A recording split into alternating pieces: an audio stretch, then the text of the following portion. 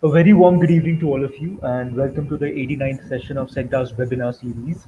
The theme of this session, as you already know, is fire safety at home and schools. And those of you who've been attending our webinar series regularly would recall that this session was originally slated to take place on July 15th, but it couldn't happen then, but it's happening right now. And we're doing this session in collaboration with Beyond Carlton. And Beyond Carlton is a movement of fire safety concerned citizens who are aiming to change the way India looks at her fire safety and enables her citizens with fire safety awareness. We have two really special guests from Beyond Carlton. I'll quickly introduce both of them to you. Uh, First of all, Ms. Vasanthi Hariprakash. Vasanthi is an award-winning radio anchor and TV journalist. She is also the founder of the media entity Pickle Jar. She is a columnist with Deccan Herald and a curator of film festivals. Vasanthi has also worked with Radio City, NDTV 24/7, the New Indian Express, and she's also worked as a documentary anchor on BBC World News. She is the host of the Dosha King podcast that airs on Spotify audio platform. In 2019, she was invited by the US Consulate in Chennai to be a mentor on a program that guides young adults towards their goals. She's a three-time TEDx speaker and the winner of Ladli Award 2020 for gender sensitivity in journalism. She's also been invited to various educational institutions such as BITS Pilani, Symbiosis Institute, Manipal University, and the Aligarh Muslim University to address students on various issues of contemporary India. Fantastic to have you with us, Vasanthi. Thank We you. also have with us Vidya Gogi. Vidya has a BE Electronics from BJTI Bombay University and also a Master's in Management Studies from Bombay University itself. She's worked in Mumbai and Bangalore with Tata Sons Private Limited, Satyam Consulting, IndianInfo.com, and Siemens Information Systems Limited. Since taking a break from full-time work, she's been actively engaged in her own apartment managing committee in various capacities as an election officer, as a secretary, handling special projects, in various committee member roles and so forth.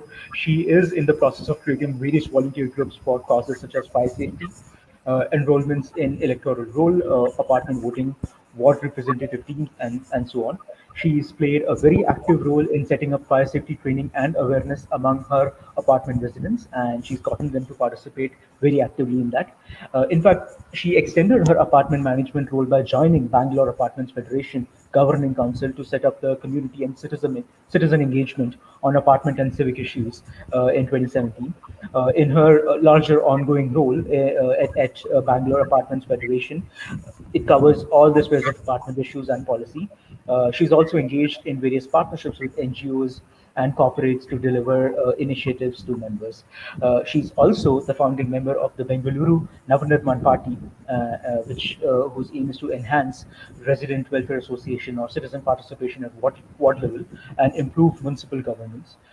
She's also a competitive Scrabbler, and she's had a stint in the governing council of the Karnataka State Scrabble Association and the Scrabble Association of India from 2017 to 2020, and she is also pursuing handmade jewelry as a commercial hobby. We'll also be joined by Sumit soon, and I guess he'll be with us in a few minutes. But before you start, Vasanthi and Vidya, just a couple of quick housekeeping announcements for the benefit of those who are joining us for the first time. Uh, so we will be sharing a link to the feedback form at around 5:45. The feedback form will be shared at two places. One is in the live chat section. So that's the section where you're seeing all those good evenings and people introducing them. So that's the section where we'll be posting the link to the feedback form. It's super critical for you to fill in the feedback form for two reasons. One, for us to know how the session went and improve future sessions. Two, it's also important for you to get your record of participation. So in case you're looking for a record of participation to come to you tomorrow, please fill in the feedback form and you'll have your record of participation by me. And we'll also be taking audience questions. So in case you have any questions, please keep them ready. We'll take them in the last 10 or 15 minutes and we'll try to answer as many as we can. And and in case at any point in time you have issues with either seeing or hearing clearly, or the video is not great, what you could do is, A, you could either go full screen, B, you could also go to the settings tab and improve the video quality to either 720 or 1080p, and that should help you. That's pretty much it from my side, Vasanti. Over to you. Thank you, Karthik. Um, in Bangalore, where I am sitting, in a work from home setting, as we have been used to in the pandemic, in Bangalore we would say namaskara. But I know that there are people joining in from all across the country, where there are, of course, different kinds of greeting, from namaskar to vanakkam to adab to good evening. I know there are teachers joining in from Philippines, I'm told, from Kenya, and so many other places. So it's, first of all, such a thrilling time for me, particularly, to be in the presence of teachers. You just feel that you're back in the classroom. Isn't that what the feeling you get, Vidya? When was the last time that you'll have to unmute yourself? Yeah, didn't realize that. Yes, I think, and it is very apt that, and very, humbly and grateful that we are in presence of teachers, especially when we have just celebrated Guru Purnima. So, we are remembering all our teachers and the learnings, and what we learn in school stays for a longer time than as we grow older. So, I think we are Yeah. very privileged to be a part of today's session, Vasanti. Yeah, and a kind of an opportunity to teach the teachers, and we don't claim to have any extra knowledge. It is just that, as a team of Beyond Carlton, we are India's first fire safety community, and which is what I would like to tell all the teachers. And first of all, thank you for joining us in such huge numbers. I can already see on my comment box so many good evenings from so many different places. So my suggestion, like for instance, Anna Leah Davide, who says, good evening from Cebu City, Philippines. I was in Philippines for a BBC documentary that I had anchored, and we were in Legazpi, and this was to do with climate change. I don't know if your place is anywhere close to that, but I have very, very warm memories of that country. Likewise, if anybody is really addressing a question, it would be lovely to have the name of your school as well as your location, wherever in the country of India or beyond. This is just a suggestion. Now, though there's no really blackboard before us, but I would probably set a couple of extra house rules apart from what Karthik shared, which is that you have the chat box. We are also going to have some live polls. This is an occasion to make it as interactive, though technically we are such a huge number. So please feel free to use that. Without further ado, I'm going to have the very first question of a poll that I'm putting out. It's like a survey. Please feel free to hit the yes or the no. On the screen, Karthik will help us put this question out. And that actually is very closely tied to what Vidya does, which is the safety drills. Now, therefore, my very first question on the chat, on the Mentimeter, which I'm told all of you are pretty familiar with, is that please answer this question. Have you been part of a fire safety drill anytime? At school or in your apartment? Take a couple of... if you can do this in about 10 to 20 seconds, Karthik, if you can also run the ticker on the menti.com, www.menti.com, and then there would be a code which would be appearing on your screens. So I think it's 29555336. I can see that my other colleague, Sumit, has also joined us. Sumit, so are we... Hi and welcome to the webinar on fire safety in schools and homes. Are you doing okay time-wise? Can I finish a conversation with Vidya, or if you have to rush somewhere, we can have the conversation with you, and then I can invite Vidya onto this. No, it will be great pleasure to hear Vidya, because I have been rushing through something, just had to sign 200 signatures. I didn't know it will take a long time. So please go ahead and have that conversation with Vidya, and I'll definitely jump in later. Thank you, Sumit. Right. So the poll answers are before us. Have you been part of a fire safety drill anytime at home or at school? I'm trying to, I think this is the time when I should be wearing my spectacles and seeing, what is the percentage shown, because that is slightly in small print. Yes. So it says about, 30 in proportion to 6 responses. That is a lot more, almost, 5x times of people have been part of a fire safety drill, which is I think good news.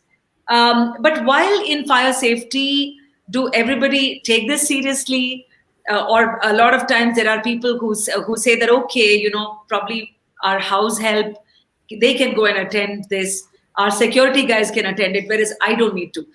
Vidya, is this what you have encountered in a fire safety drill? Do give us a quick picture when you organize a drill. How's it? Yes, I think good evening to all teachers, and jumping straight into the question that Vasanti asked. Yes, certainly, I think most of the time we prefer to be observers unless we are, sort of involved or aware. So I stay in a residential apartment, and I have seen that when all these initiatives come up, wherein there is a need for resident participation, or even in other national level programs and all, there we are observers. We have not, though we know we can participate, we have somehow hesitated because probably we did not know how to participate. So I think there is a bit of a barrier there on participation. So yes, that is something which we need to overcome, and I think it plays both way. One, somebody has to make it easy for the participant, and the second, the participant also has to be ready to get involved. So there is a bit of hesitation, and once you get in, you start wondering why was there any hesitation, right? So yes, those experiences are there, but we need to overcome that, and hopefully through the awareness, be it through Beyond Carlton or various other forums which will offer those kind of awareness, we must certainly make note of that, and we must involve ourselves. So, what are the, what's been your experience with children? You see, we are right now, in the presence of more than 3,500 to 4,000 teachers, Vidya. And, I'm so glad that CENTA brings together this absolutely powerful community of teachers who are almost frontline change makers. Because they are the ones who are in touch with the generation that will take over the reins of governance. And they are in a way guardians and caretakers themselves. So what you say will be of great use to them in how do you make children ready to respond to fire? What has been your experience with children in drills? Before I jump into present, I would like to go a little bit in the past, because what I recall before, after all these years, we did the fire drills for apartments and residents and children, is the fact that I myself remembered what I had learned as a part of fire drill in my school days, right? So yes, so that memory is pretty much there.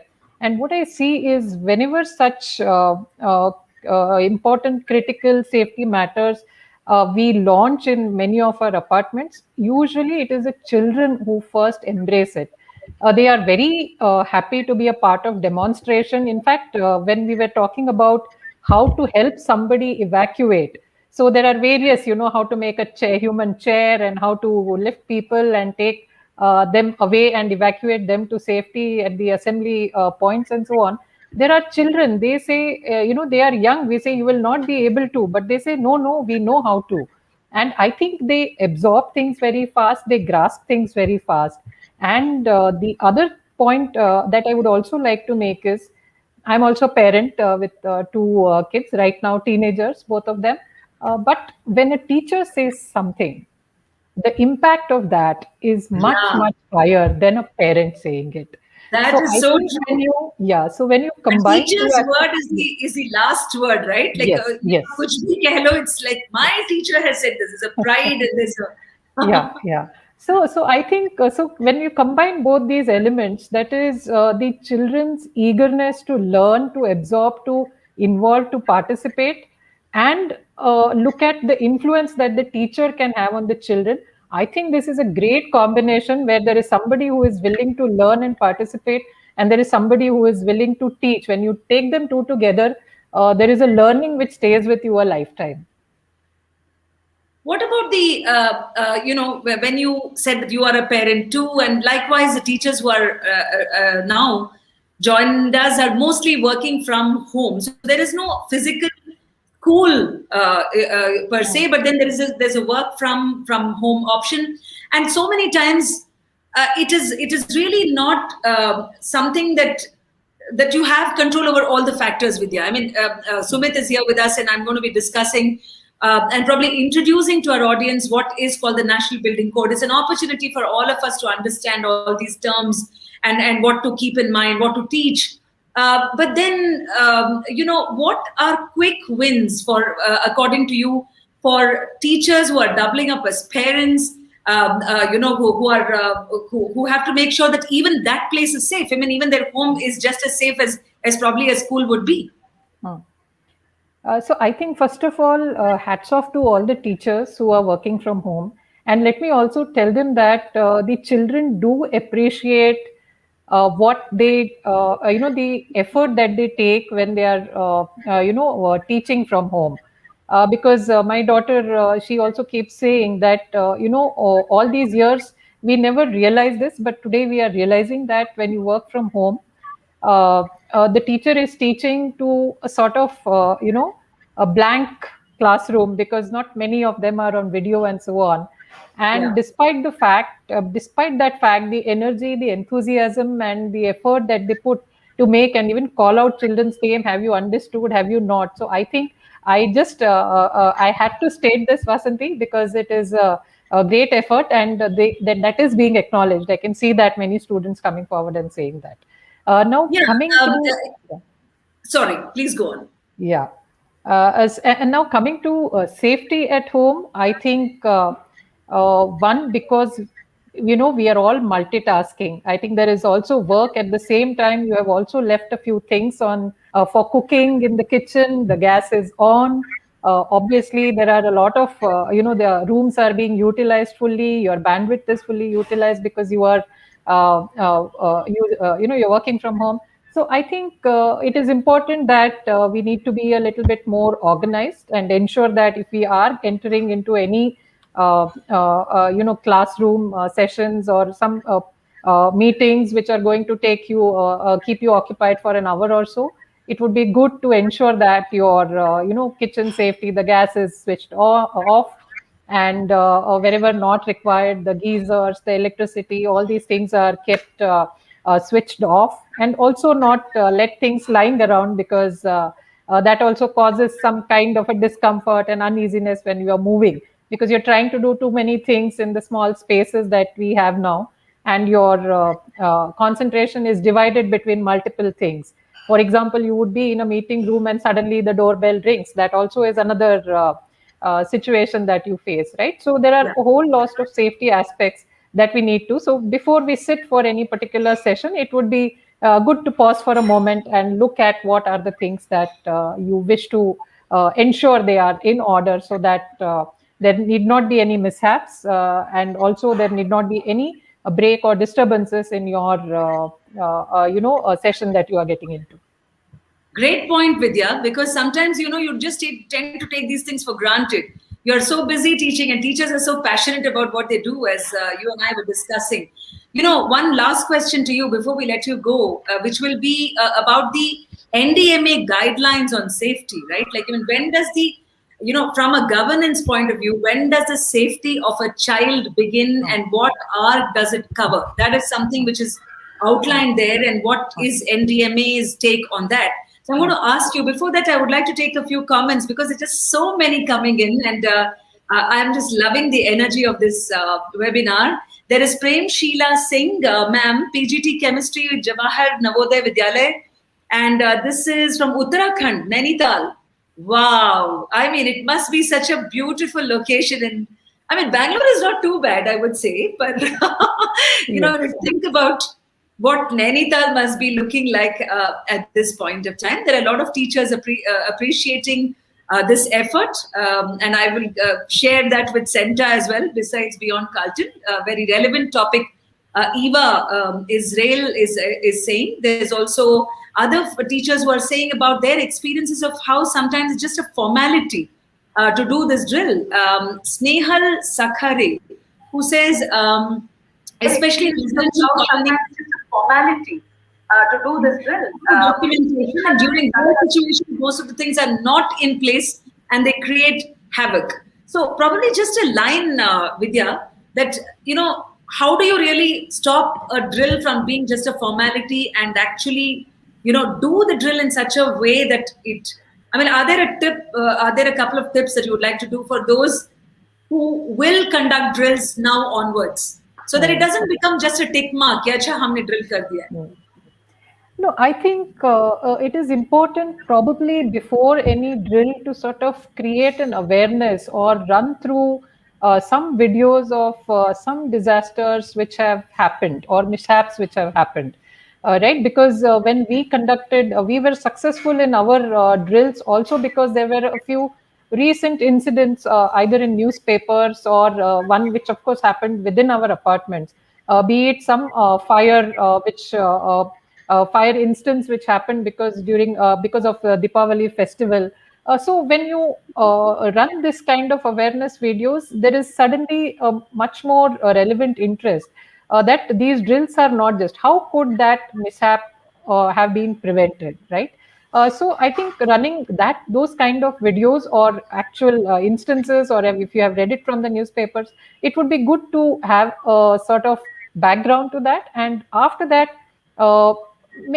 conduct the drill with all involvement, because though we know that the drill itself, we need not do it so seriously that it may create panic, because when you talk about a drill, it could involve the whole school, all the students, all teachers. So the numbers could go up to 1,000, 2,000 numbers. So while the involvement is there, even for the drill, it is better that we have all kinds of safety precautions. For example, if there are very senior teachers, or if there are teachers who are pregnant, or if they are very young kids who will not be able to take up the drill in a situation wherein it happens, a real instance or a mishap happens, right? So we can take care of these things, but at the same time make it simple, prepare the students and the staff and all the participants involved as to what is this whole drill about, and Right. how one should conduct during this drill. So I think a little bit of pre-preparation. One is the awareness of real instances and how we could manage those, and then preparation for the drill, and then actually getting into drill. I think if we follow those three steps, we should be able to get more involved in the drill, participants more involved in the drill.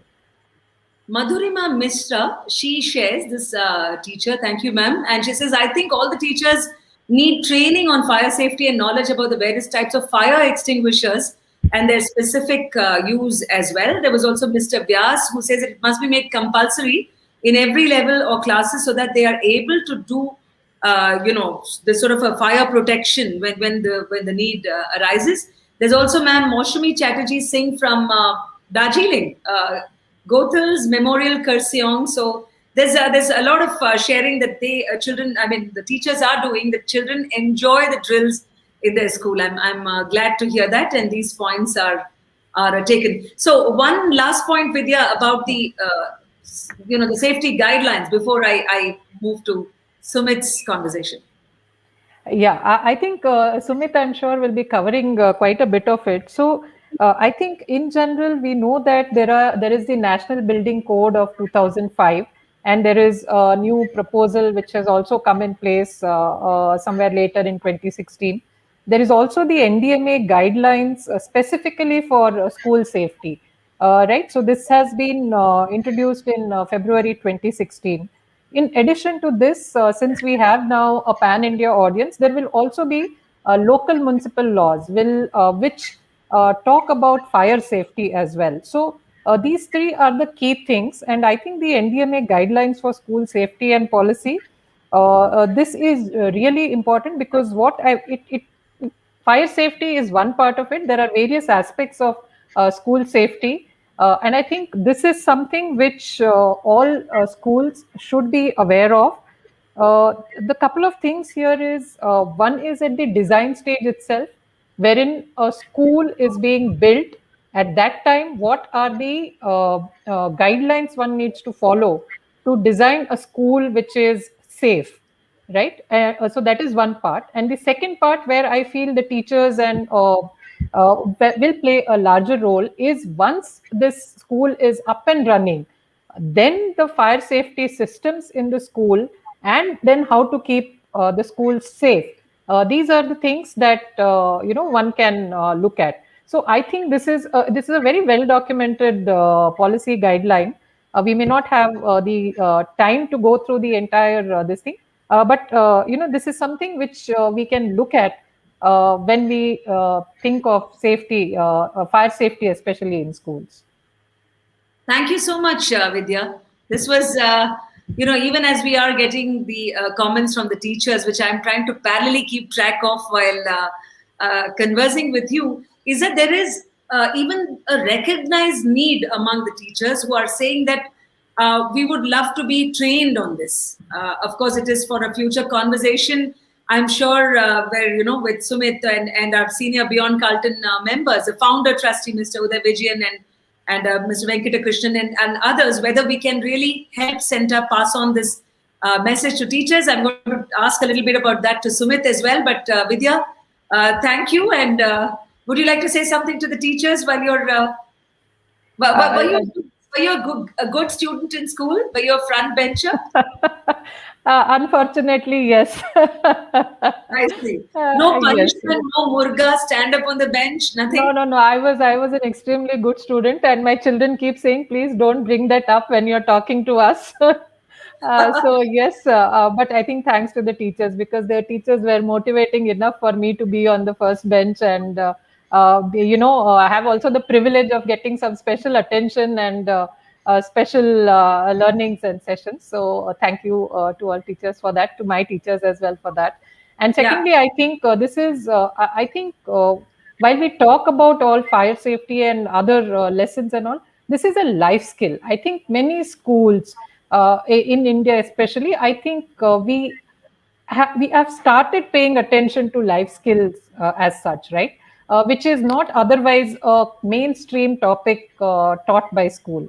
So I think this we have to take fire safety to that level and understand it. One, there is also a government mandate which tells you that yes, the school should be fire safe. I'm only talking about fire safety today. There are, of course, all other safety criteria also. Sure, yes. School should be fire safe. And second, there is also a mandate of conducting audits and inspections and drills, right? So there is a law which mandates you to do that. And secondly, it is a need. It is a basic life skill. So I think we need to teach children that. And who better to teach than the influencers or the teachers? So training the teachers to teach those life skills is very important. Thank you, Vidya. Yeah. Thank you, Vasanti. While we thank Vidya for her presence, just a couple of quick messages is that we have Kamaljeet Sharma, who writes it in our school. We have trained all housekeeping staff, drivers and conductors also on this aspect. There's also Snehal who says if we have drills for firefighting, proper plan of exit routes, leaders, assembly places, head count, etc. So on that note, I mean, there is of course lots coming, but perfect time to bring in Sumit Khanna, who's a fellow colleague from Beyond Carlton. And a quick word of introduction for what Sumit does is that he works with FM Global's India office, where he's responsible for overseeing the company's efforts to support building code, standards, writing, and supporting clients in loss prevention at their facilities. He has more than a decade of experience in the fire protection industry. And he was, in many of his earlier work as well, he has, his work includes contribution in National Building Code Part Fire, which is Part 4, Fire and Life Safety Committee work, National Level Fire Protection Standards Committee, also codes of practice for fire safety in various occupancies. Now, he is someone who is always, even, in our various conversations, he has told about he passionately believes in the need for people to be very, very alert to fire safety. And particularly, he was one of the people who inspected the Carlton Tower. Yeah, remember, for those of you teachers who are not aware, Beyond Carlton origin was out of a fire tragedy in 2010 February, when 9 precious lives were lost to a high-rise fire in the Carlton Towers in Bangalore, and Mr. Uday Vijayan, who happened to lose his son to the fire, even in his moment of grief, put together this organization that has really gone on to be the first word in forming a fire safety community. That is for your information. There have been many interventions from Beyond Carlton, including a PIL, a public interest litigation, which made it mandatory for the authorities to inspect high-rise buildings. There's also been a fire safety blueprint, and Sumit has had a very crucial role to play in that. So with that, of course, somebody who's trained to be a fire safety engineer, one of the few that I know, I think from the Nagpur Institute. Welcome, Sumit, onto the CENTA Beyond Carlton webinar. Thank you, Vasanti. Thank you so much. I think there were quite a lot of lingos in terms of the books and the standards. And ultimately, they are all guidelines. They are all standards for people to follow. And there are simple things that people can follow, and then there are complex things that we can follow from the National Building Code. I will just take some cue. I mean, Vidya brought out a few very important points in the earlier discussion.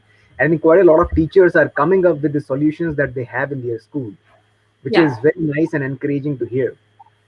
Sumit, before I ask you the very first question, we have a poll for the audience, and so please, fingers on the buttons.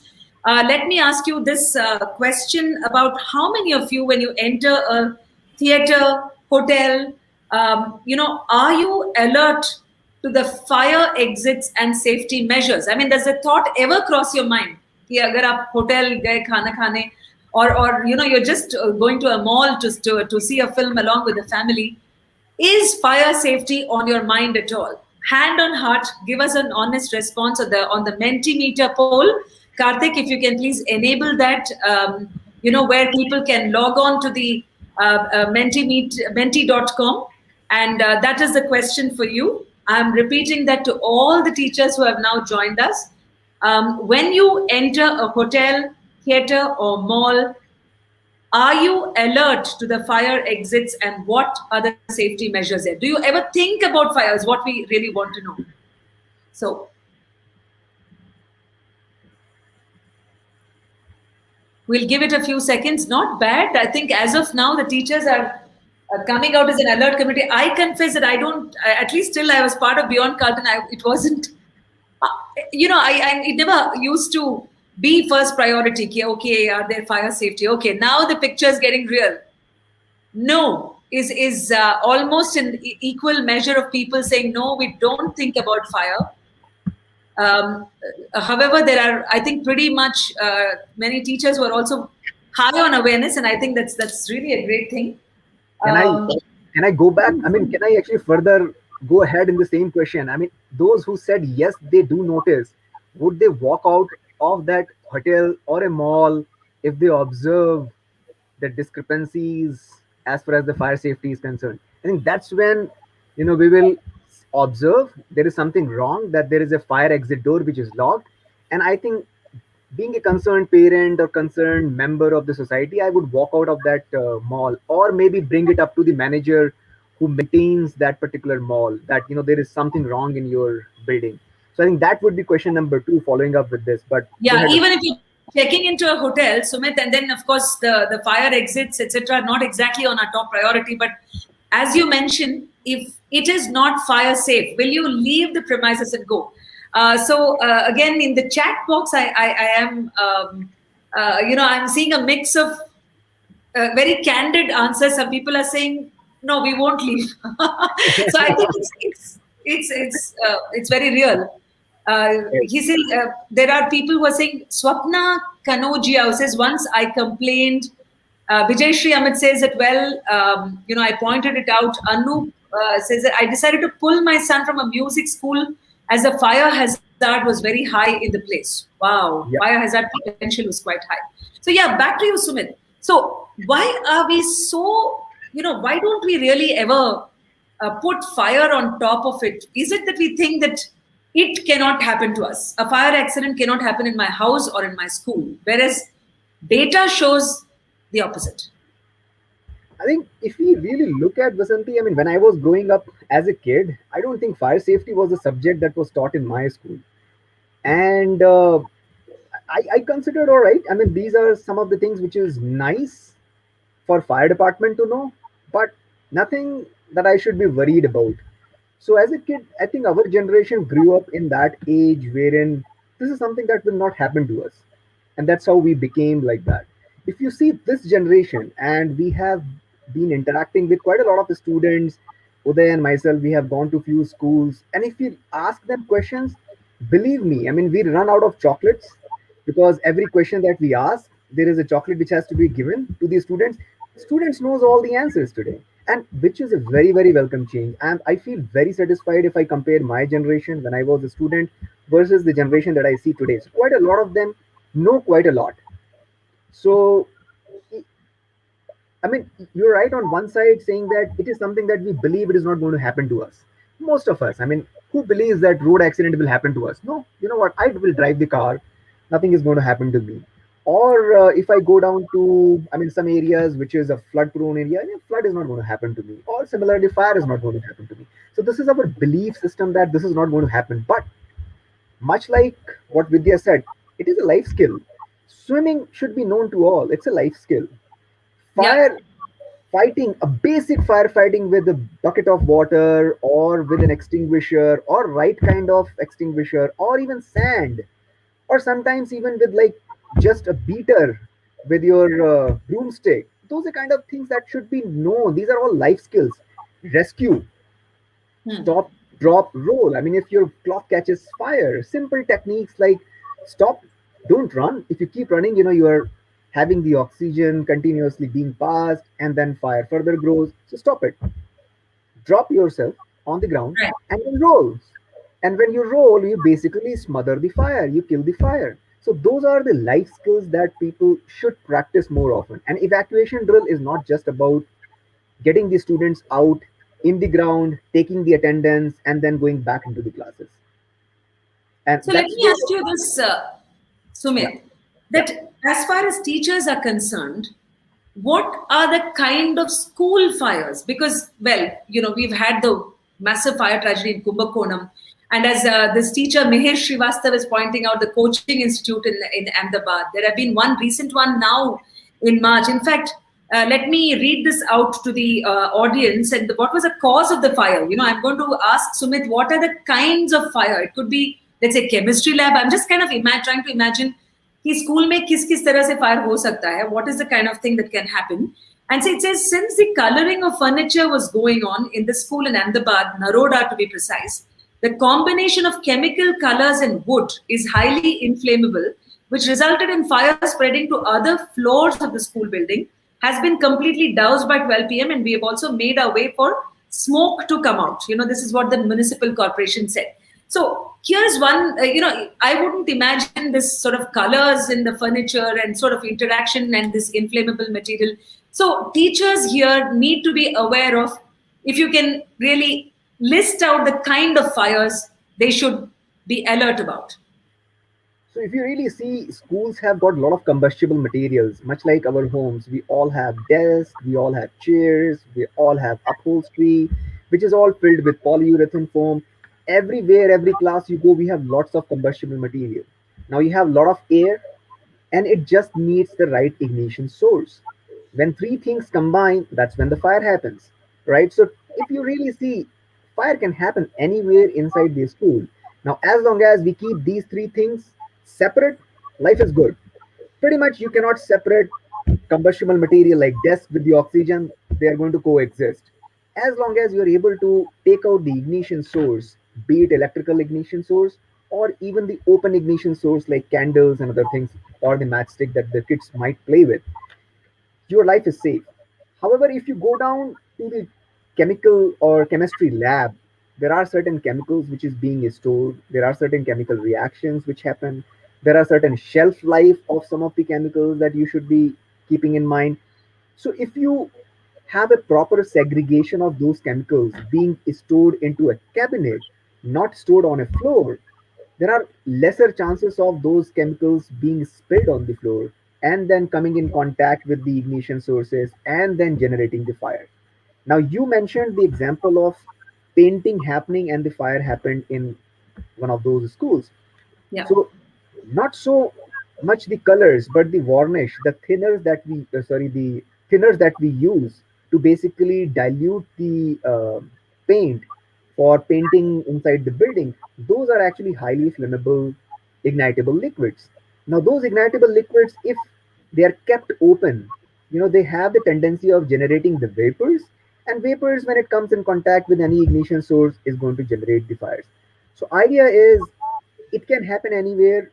Chances of happening in the area where you have the burners, I mean, if you are using in the chemical lab, or if you have the chemicals that you are using in the chemistry lab, or even certain areas where you have high electrical loads, computer lab, you have Yeah. multiple computers, multiple machines being connected to one particular socket. Overloading of that is going to also further deteriorate the quality of whatever the socket that we are using, and it is going to generate the fire. So there are very valid reasons where the fire can happen, but as long as we can keep these three things separate, the combustible material, ignition sources, and oxygen. So oxygen and combustible material is difficult to segregate. Ignition Yeah. sources is something that we can work upon. And one of the points that we should be taking care of in the evacuation drill is not just getting the students out. Make sure whatever we have in the room that we have left, be it physics lab, chemistry lab, computers lab, or any other lab, has everything intact. And that is the check that you can do. All right, there is an overload on the electrical point. The fire might start from here. What is evacuation drill? Evacuation drill is assuming the fire has started, right? Right. And that's when we are taking out. Let's take a It's step back. almost like it's almost like a real-time simulation. Correct. Let's take a step back. Why do we want fire to happen, right? To avoid fire from happening, to avoid students from getting down onto the ground. What are the things that we can do? And this is something that we can do. Find out the ignition sources. You give them. I give my daughter something called as scavenger hunt. She loves it. Believe me, you give kids a task, they love it, and you tell them do stop drop roll. Oh, they are amazing in doing that activity. You tell Yeah. them how would you walk in case of any fire. Put a wet cloth on your nose and walk along the floor. They would demonstrate it beautifully. Tell them identify 3 ignition sources in this room and what's wrong. Believe me, every student, be it a class of 30 or 50, they will identify more than 5 in one particular classroom, and your job is done. Excellent. I think the identifying of ignition sources as a sort of even a fun project that teachers can incorporate in their own classrooms is something. In fact, I would like to tell our audience of teachers that by the end of this, let's say, conversation, we would also leave for you some of the links. One of our colleagues, Gopal Devanahadli, he has sent me some links and he said, Vasanti, right now he's of course in the US, and he's saying that he came across some of these sites which make fire safety activities as fun projects for teachers. There are acronyms. In fact, he was also saying about how firemen or fire safety personnel are in many countries the heroes of their communities, and that is something which is missing in India. Sumit, I don't think we have ever really thought of the fire people. I don't even know how many of us have gone to a fire station. We've probably looked at it from far, but that sense of pride in these kind of daily warriors who put their own lives at risk to rescue us, to make sure that they are there as saviors in some ways, with those hose pipes, etc. Those are things which probably teachers can. I mean, it's just a suggestion from Beyond Carlton that you can include this very organically within your own curriculum, even if it is really there, not there. There's a question for you, Sumit, from Biji Suresh, who asks you, can you please say about the different types of fire extinguishers? In fact, I will add a question to that. Now, how do you make a school fire safe? How do you make an apartment fire safe? Can sometimes be beyond us. I mean, you are the guy who has also helped in writing some of these codes with all the people out there as policymakers. But as a teacher, as a parent, I'm just thinking, give me a quick win. I mean, I can't wait for sprinklers, my builder to incorporate that, or my school management. Sometimes these are not in my hands to make a place this thing. But I want to know what I can do as an individual, as a teacher, to make it safe for my children and all of us. Okay. So before I actually talk about the protection, what the question is, how do I fight the fire? Okay. And before I actually jump on to what are the types of extinguishers and types of fire, I would actually take again a step back. How do I prevent fire? So let's talk of prevention and then protection. And then I would talk three things on rescue if in case fire has already happened, right? All right. So any parents, all of us, be it wherever we live in apartment, we work in offices, we have kids in schools. Three things which we can do: prevention, protection, and then rescue. On prevention, if we can really find out how is our housekeeping, give a project, give five things to identify to any kid. Identify in any room wherever electrical points are. Do we have the combustible material very close to it? So many times what we do is we stack the newspaper and then keep stacking over a period of time, and it goes very close to the electrical point, right? That's where we are actually making those two things come in contact: ignition source and combustible material, right? How do we Right. do segregating? So start with the housekeeping, and this is just one example that I have told. Give the kid an example that, hey, can you even go and identify in your housekeeping home? Can you go down to the security home's house and can exactly do those five things and tell him? That becomes a community project, wherein student teachers are teaching the students. Students can be utilized, go further and help their community members, be it security guards or be it housemates or the cook who comes in their home, right? That's how you multiply the efforts. Housekeeping, then find out where the electrical points are loose. Okay. And then everybody has got, I'm sure all of us do use, LPG or some form of the gas for cooking. Every cylinder comes up with an expiry date, much like the medicines. So find out the cylinders that we all take at home. Is it expired? Or have we checked whether it was leaking before we took the cylinder inside the home or not? Yeah. So find out these three things, I would say, on the prevention side. I mean, there are lots of checklists which is there. I don't want to get into there. We all can talk about the book. Three things, if I have to talk about extinguishing, protection. You asked Yeah. about the type of extinguishers. Before I talk about the extinguisher, let me talk about the type of the fire, and that's when you would know what kind of extinguisher to use. There are only major four classes that we have in India, and it's very easy. All the alphabets that we learned in nursery, they all can be used to learn the fire. It's A, B, C, D.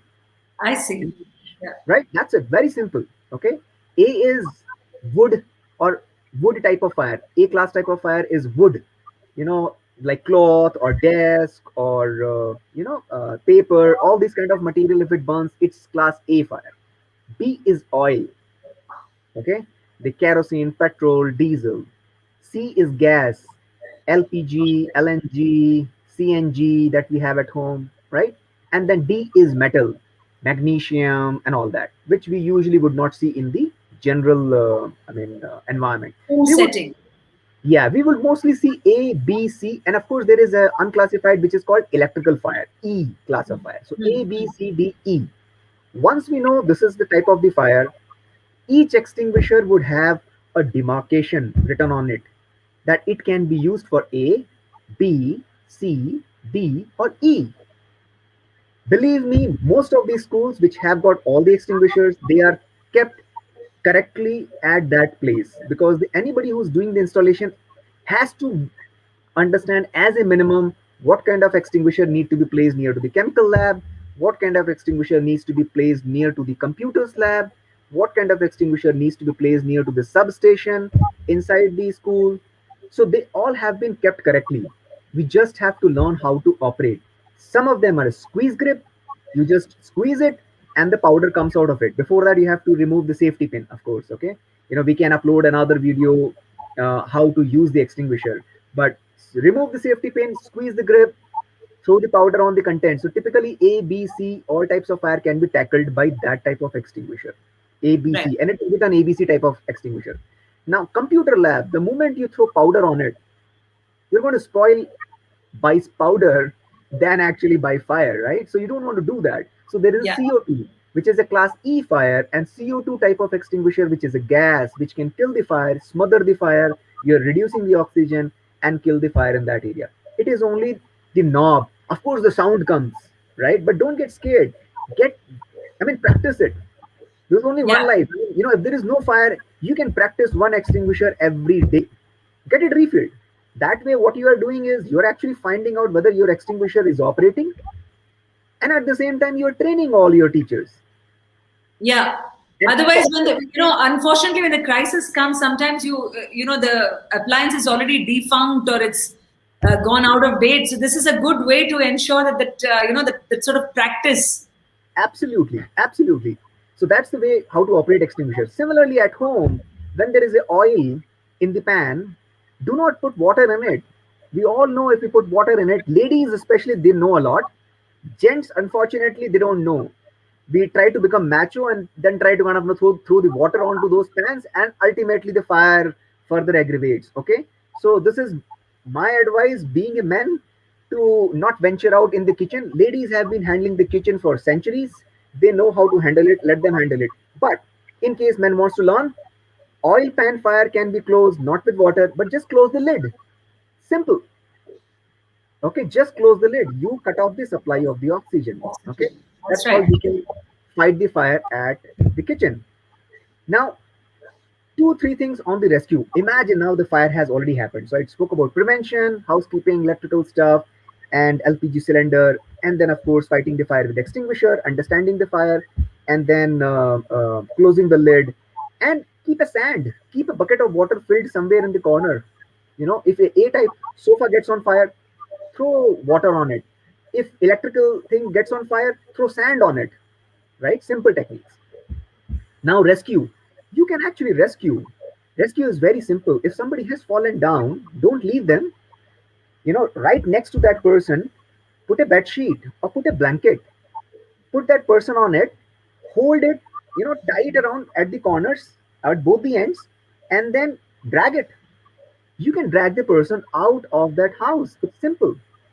Sometimes even if you're healthy, I mean, this is for kids who can actually drag even the parents out if the parent has become unconscious.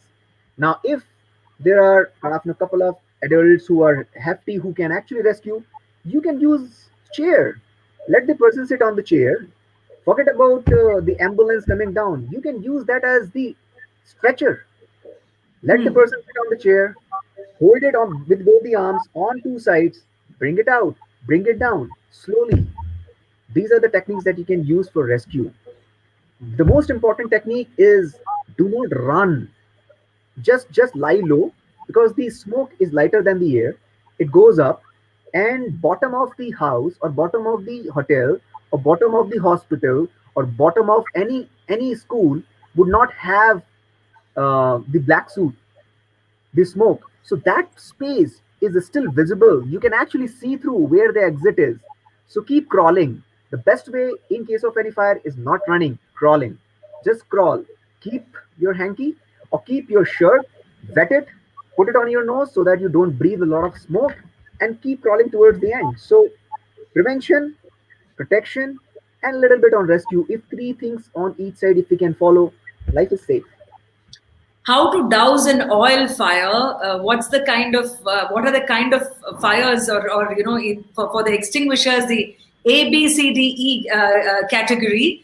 And a teacher here, Taruna Arora, who said that one day while teaching my child right at home, I totally forgot that the pan was on high flame with oil in it. But my daughter, who was well trained at school for fire extinguishing, saved us from that possible oil fire. Oh, good on you. It's so lovely, isn't it, to hear about children who have been trained and actually put it to good use. And Sumit, you have given just so many pointers, particularly simple ones like covering yourself with a wet cloth, or even your shirt or whatever, your sari and this thing, to make sure that you're not breathing that smoke, and to make sure that you're crawling, because smoke is lighter than air, and therefore you may even spot the exit. So these are some of the things that we very much wanted to share from the Beyond Carlton side. I see that we have about just the last 5-10 minutes for our interaction. I'm going to take a couple of suggestions. I mean, of course, there are tons of thanks that are coming in. Ramdan Hamram, who says, "CENTA team, thank you very much for this session that they have invited us on for creating awareness." There are also a lot of people, Sumit, who would like pointers on how to. Because they all are saying this is a very, very informative subject and it's such an important one. There is one comment that's come in from Archana Mathur, who says that she's found that ladies many times can't open the fire extinguishers. So is there any tip for that? If you are not awake, there is a question from Sheba Dilip, who says that if you're not awake and if you're in the adjacent room, you have an electrical fire, what to do? If you are in a home and you have an electrical fire, you have nothing, right? The first and foremost thing is, if you do not have the MCBs already installed in your home, I'm assuming most of the new houses, they have the miniature circuit breakers. They usually trip, and when they trip, I think, Sumit, if you can just explain that in simple terms, what the NCB, and then so that people are more yeah. familiar with it. So all the houses nowadays which gets built, they usually have one small cabinet at the door. Now in that door, you always have some switch which actually drops.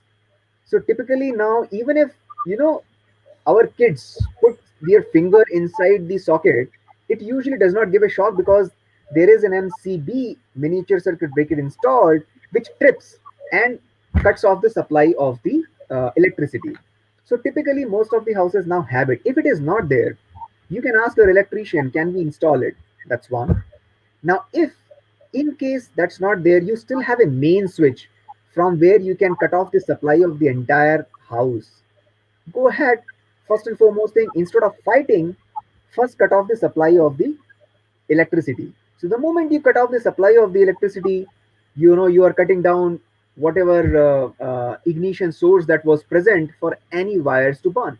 So once again, remember three things. You'll have to cut off one thing: oxygen, or ignition source, or the combustible material. In this case, you've got to cut off the ignition source, and which is electricity. So once you have done that, fire will automatically douse. Now the thing is, because there is a cable, if it is burning, it will generate a lot of soot. It will be toxic. Keep all the doors and windows open. Let the fresh oxygen come in. Do not panic. Go out of the house. Shut down the electric supply. Dial 101 in case you still believe that you do not want to fight and there is still a fire. So we always should remember 101, or the security guard who will be around, or ask anybody who can help you in case you do not want to fight the fire. Even if you want to fight the fire, use sand. Do not use water on electrical areas. Use sand, because we would not have a CO2 type of extinguisher at home. If you have it, fantastic. I have it.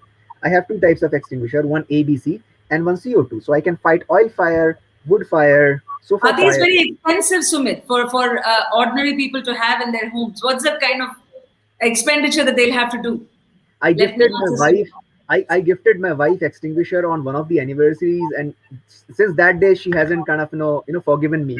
She said, this is the last thing you should have given it to me. I said, this is the best gift I could have given it. I'm trying to make you safe. I mean, in case I am on travel, you can actually rescue yourself. What best thing would it be? I mean, gift it on anniversary. It doesn't cost 2,000 rupees, 3,000 rupees. I think we all can spend for a meal. Then I think we can all buy an extinguisher as well for 2,000-3,000 rupees. Excellent idea. Imagine the the teachers in the audience, gifting their partners, instead of jewelry or things like that on birthdays and anniversaries, you gift a fire extinguisher because it's a gift of life. Yeah, absolutely. Change. I mean, every anniversary you would gift clothes or jewelry or some watch or something. Try changing this time. See, Kalpana Baisami, who says that I still remember, I have memory of my childhood. My father saved 32 children from a school fire accident. Wow.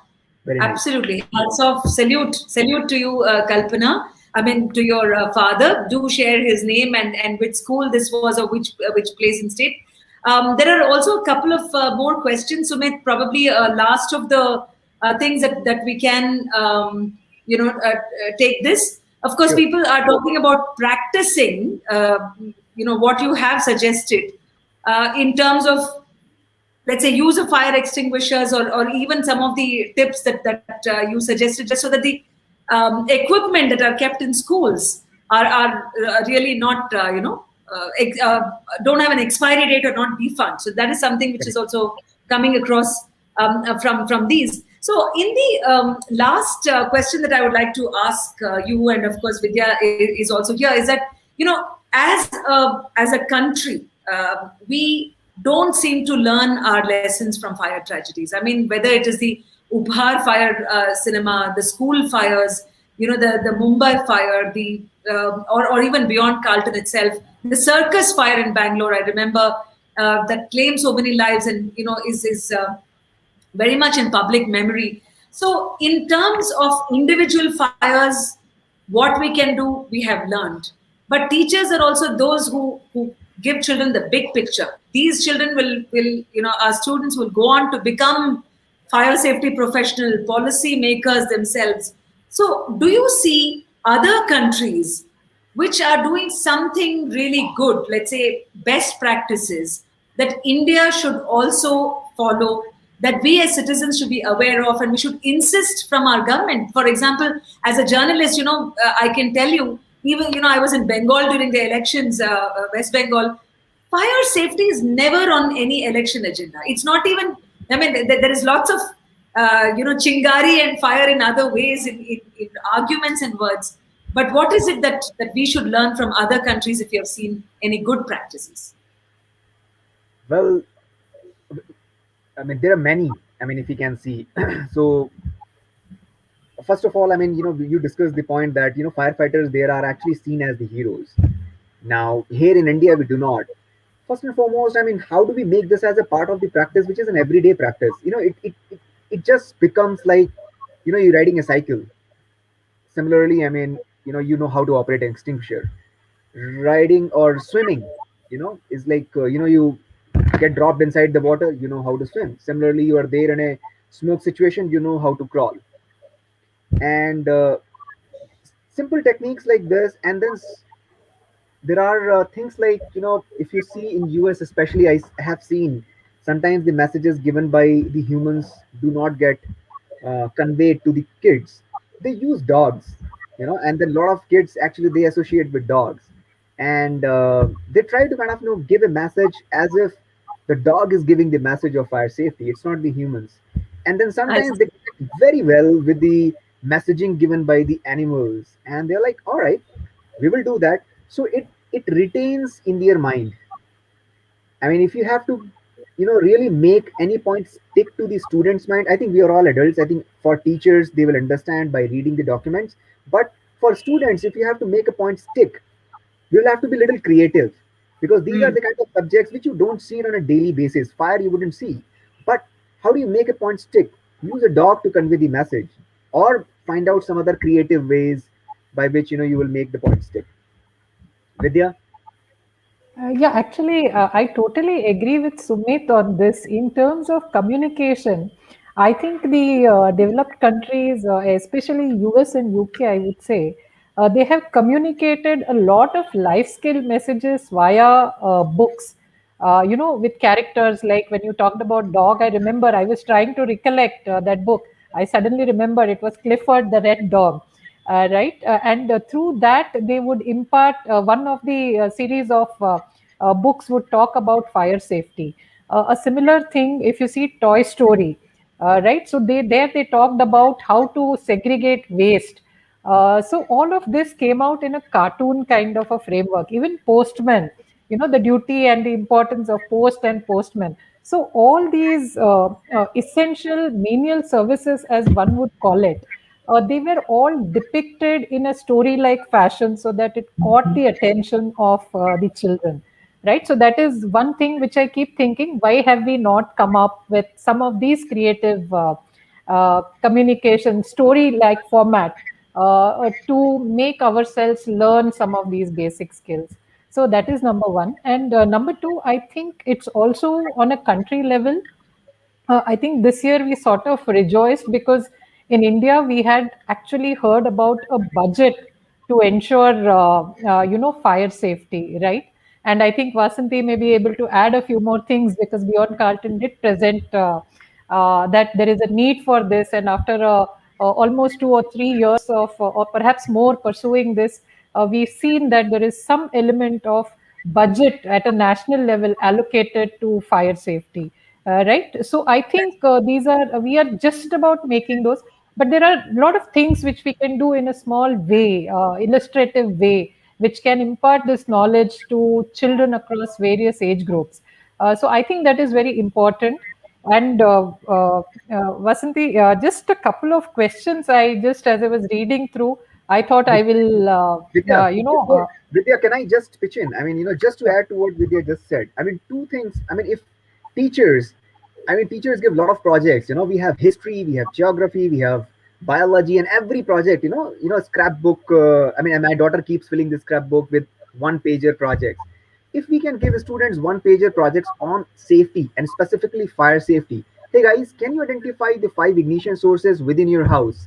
Draw a picture of it or click a Yeah. picture of it, paste it, and write down.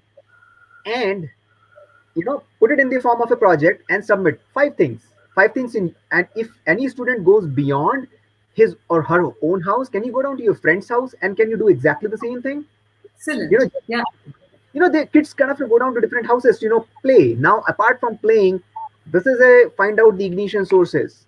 A combustible material is everywhere, oxygen is everywhere. Find out the places from where the fire can start. Give that as a task, let them submit that project. That becomes, you know give them the marking, give them 10 marks in some value education or some other courses, right? That's one small thing. Second, budget. She mentioned about the national budget on fire safety. I'm talking about the budget for fire safety just at home. Hey, would you like to kind of devote certain budget only for fire safety? Now, what kind of budget? Extinguisher that needs to be brought every year, or visit to the fire stations that we can do every year, or the chocolates that we can give to all the firefighters to just say thank you. Even if they didn't come down to your home, they must have gone to somebody's home, right? Can we park that budget? Give that task to kids. I'm telling you, kids will follow up with their parents, follow up with their teachers.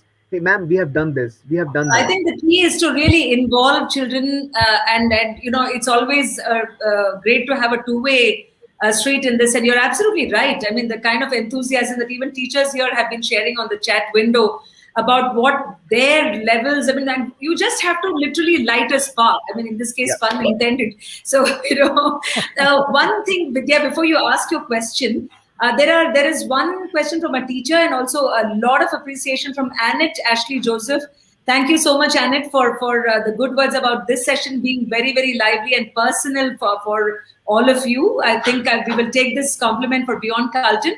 I would like to urge and request all of you to please go to the Beyond Carlton website, right? And then even if you have anything to share, info at beyondcarlton.org.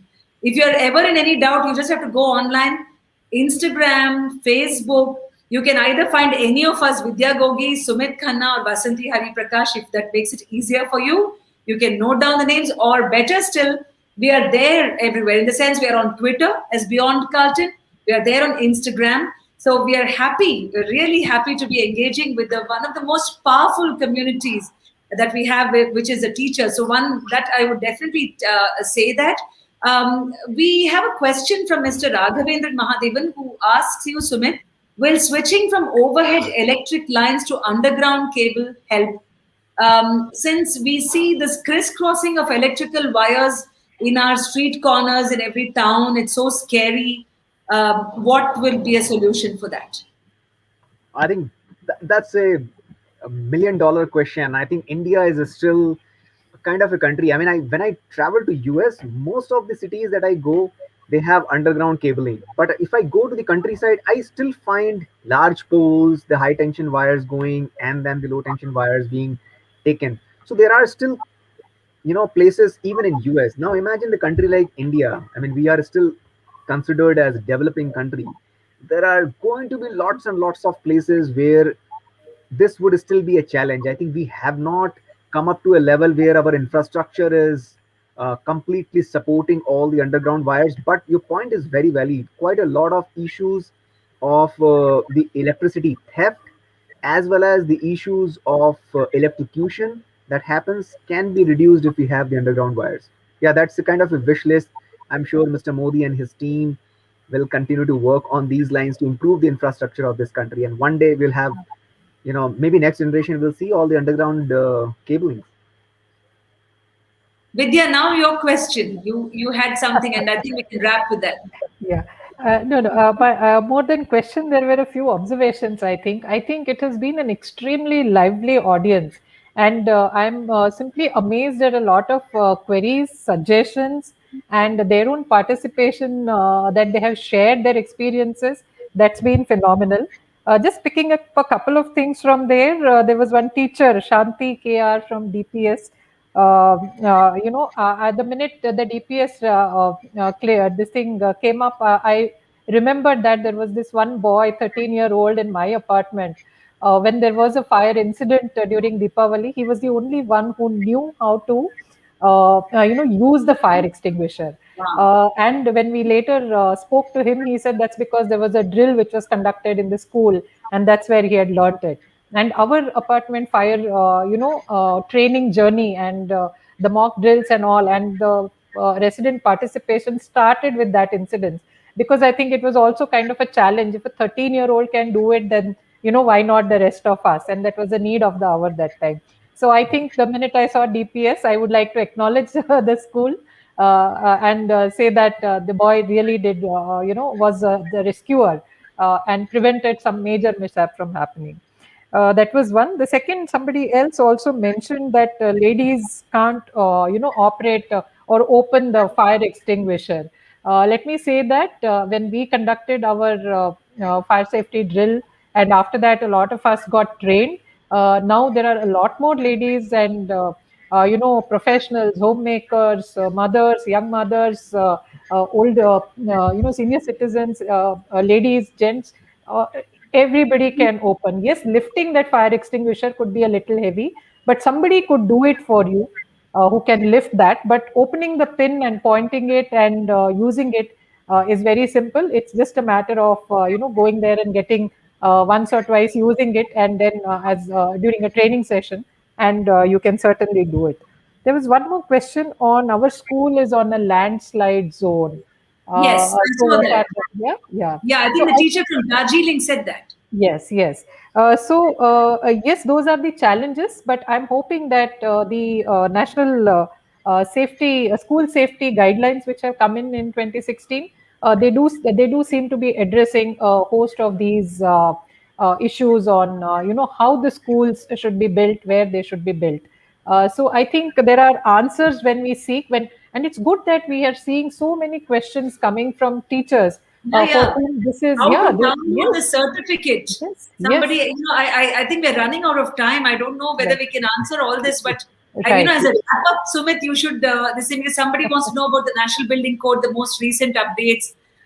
There are a lot of people who want to know how to. I don't know which particular certificate is this. A safety certificate, occupancy. I'm not sure, but Jigar Modi is asking about that. Shantanu Kumar Datta who says that please discuss NBC. I think we'll need a separate Need a session separate session for it. Yeah. Yeah. No, because for I that. think we We should have do to it. do another session along with CENTA. Who knows at the Right. later point. Right. Yeah. Yeah. Maybe another session would really help in going slightly more deeper, and then Hmm. another session which specifically answers some of the questions that teachers have posted today. Yeah, I'm only thinking, Sumit and Vidya, that if at all we had children also along on this webinar, what it would have been like. Absolutely. Super. Maybe we would have had to keep quiet, and they would have answered all the questions. Yeah. Yeah. Yeah, that's right. I think as an ending, one which we promise is from Beyond Carlton's side. There could be a mailer sharing some of the sessions which I've already put out to share with Karthik Menon of the center team.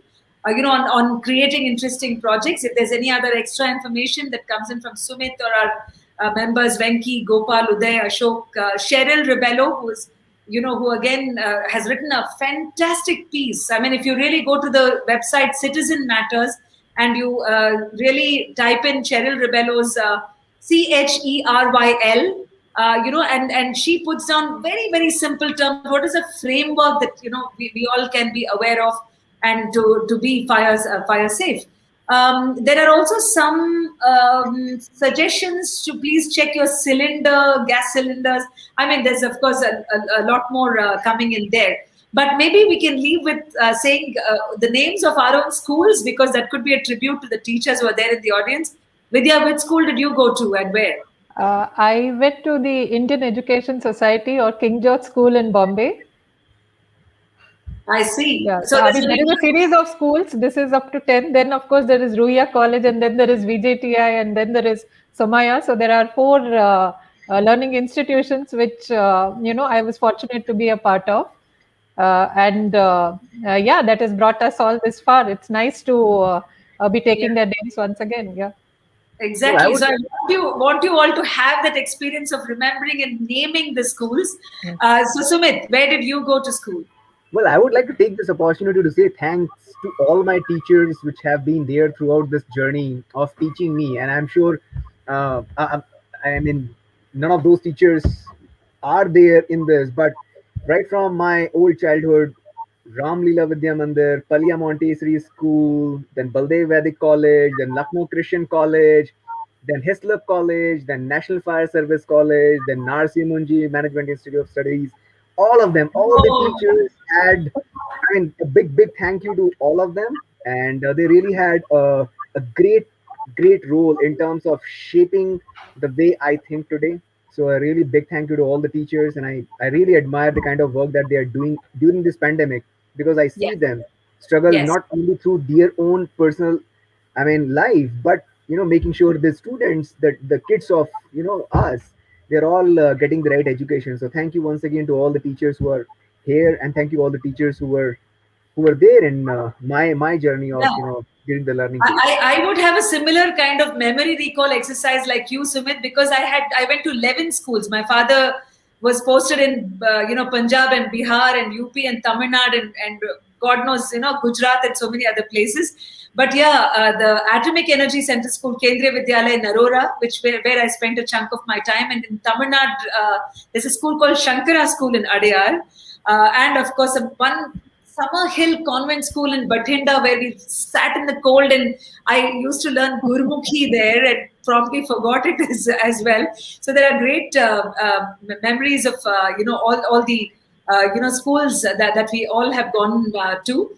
So on that note, let's close the session on a note of a post-COVID world where there is lots of safety for everybody. May all families, may all people, wherever you are in the world, may your families, of course, and your dear ones stay safe.